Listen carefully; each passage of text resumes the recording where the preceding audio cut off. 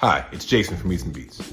For today's episode, I want to start with a huge shout out. I was lucky enough to not have to record myself cook this time, and even luckier that our friend and family photographer, the amazing Erika Layne, came to eat with us and recorded the entire thing. If you're not hip, she's super dope, so go check her out. Our dinner was a COD amandine, but with a twist, where I used almond flour instead of, well, you'll see. Check it out. Here's my version of a COD amandine. Of course, we got to start by brining the cod. I bought these fillets frozen so they can finish thawing in that brine. Our string bean vines are pretty much done for the season, so I've harvested every last bean I could get. Then I snip them, clean them, and to preserve their flavor and color, blanch them for 2 minutes before draining them and rinsing them in cold water, and finally spinning them completely dry.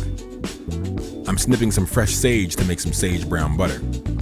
Fresh sage is legit one of my favorite scents. I'm chopping these leaves up finely and using good grass-fed butter since that's the only other ingredient. Once the butter melts, I add in the sage and whisk it pretty continuously until it smells all fruity and nutty and begins to brown.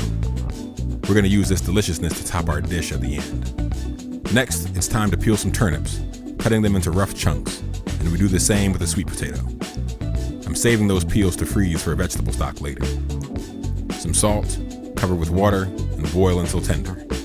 Once they're drained, they get food processed and held warm with some butter and maple syrup. At this point, it's time for a brief intermission for my piano lesson with one of my star students, Luke. We're working on building harmony with triads. Finishing up now, we're going to do a 3-step dredge for the cod, but subbing almond flour, toasted for my stuffed mushroom episode, instead of traditional wheat flour. We're adding a little bit of Dijon mustard to the beaten egg mixture, which is our middle step, and then panko breadcrumbs to finish. Our fish goes from almond flour to the eggs, to breadcrumb, then to the baking sheet.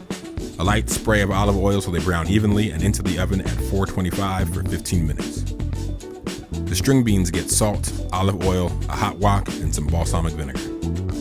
And now we plate. Our sweet turnip puree, the string beans, and our beautiful breaded cod, of course drizzled with that sage brown butter. And here's our dinner. Thanks for watching. Don't forget to check out the amazing Erika Layne.